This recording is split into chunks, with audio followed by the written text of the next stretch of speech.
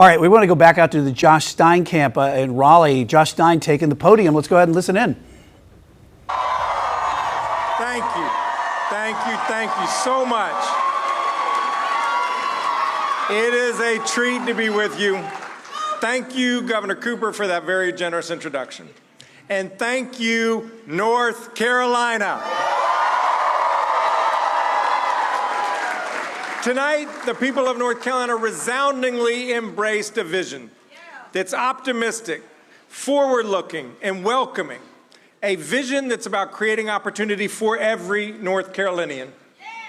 We chose hope over hate, competence over chaos, decency over division. That's who we are as North Carolinians, and I am so honored that you have elected me to be your next governor.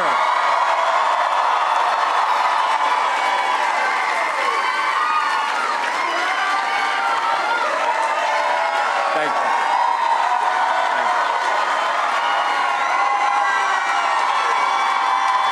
Thank you.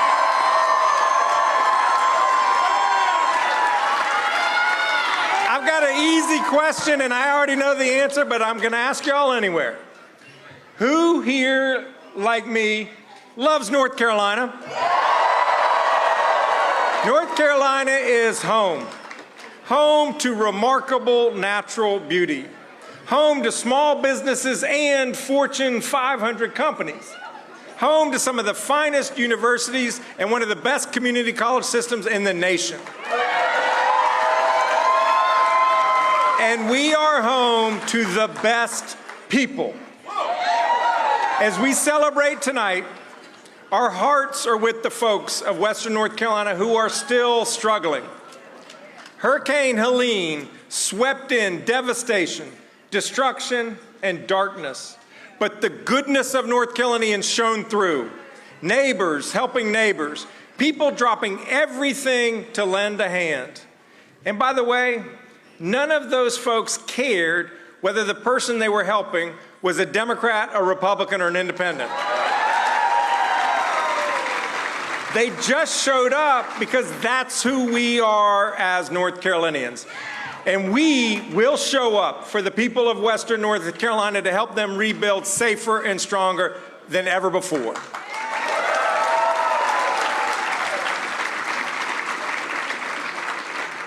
I ran for governor because I love our home state. And I believe in the promise of North Carolina that where you come from should never limit how far you can go. That our kids and grandkids should enjoy a better and brighter future than we've had. That every North Carolinian should have a fair shot at success, starting a small business or getting a good paying job everywhere in this state, including small town North Carolina. To deliver on that promise, we must invest in our people and their futures so that together we build a safer, stronger North Carolina where the economy continues to grow and works for everyone. Where our public schools are excellent and our teachers are well paid. And where our neighborhoods are safe and women can make their own decisions about their own bodies.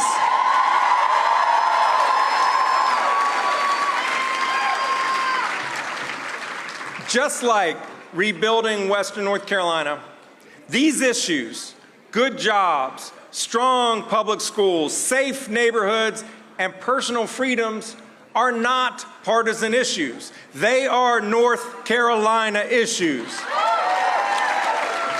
We have big challenges ahead, but we have even bigger dreams to realize. We can cut taxes for workers so you keep more of your own money. We can pay teachers what they deserve and open up doors of opportunities for our children. We can expand career and technical education because you shouldn't have to go to college to provide for your own family. To build this brighter future, we must put aside our differences and work together. We must reject the politics of division, fear, and hate that keep us from finding common ground.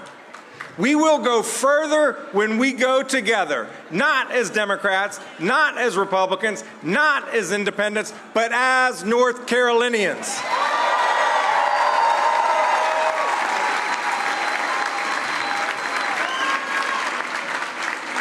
And I know we can do this because I know who we are. I have met so many inspiring people across this state. Debbie and Cornelius, who tragically lost her son to fentanyl and is fighting to protect other families from that same fate. Lauren, a teacher in Greenville, who digs into her own pocket to buy school supplies for her students to give them a better chance.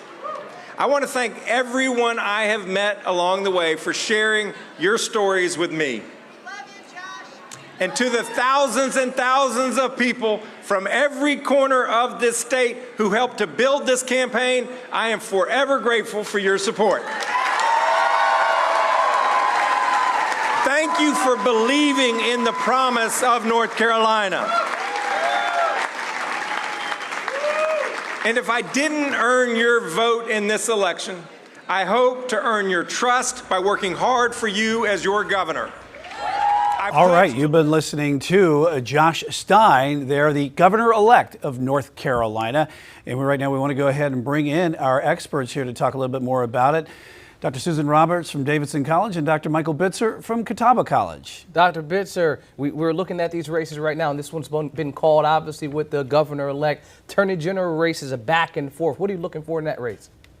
I think certainly the coattails effect or lack thereof is going to be the key thing down the ballot beyond the gubernatorial race.